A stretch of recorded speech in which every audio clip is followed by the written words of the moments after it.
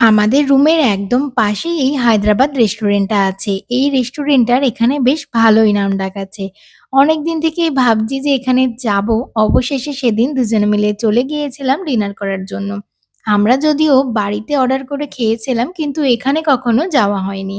আমরা সেদিনে গিয়ে দেখলাম একটা জিনিস যে ফ্যামিলির জন্য এরা একটা আলাদা ডিভিশন করে রেখেছে। মেইন যে জায়গাটা আছে সেখানে বন্ধু-বান্ধব, ব্যাচেলর সবাই মিলে বসে আনন্দ করছে। তাই ফ্যামিলিকে একটু স্পেশাল ফিল করানোর জন্য বা ফ্যামিলি টাইম স্পেন্ড করার জন্য একটা আলাদা পার্টিশন করা আছে।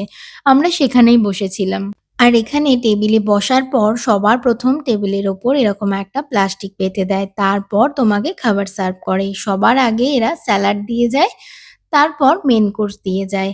সেদিন আমরা নিয়েছিলাম লাচ্ছা পরাঠা, সাথে নিয়েছিলাম অমৃতসরি মাটন আর নিয়েছিলাম থামস আপ। স্যালাডটা তো এখানে কমপ্লিমেন্টারি আর আরেকটা জিনিস দিয়েছিল সেটা হচ্ছে ছাস।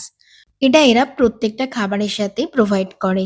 খাবারের টেস্ট যদি বলি এক কথায় ভীষণ সুন্দর ছিল আর মাটনটা দেখো একদম তুলতুলে সফট ছিল।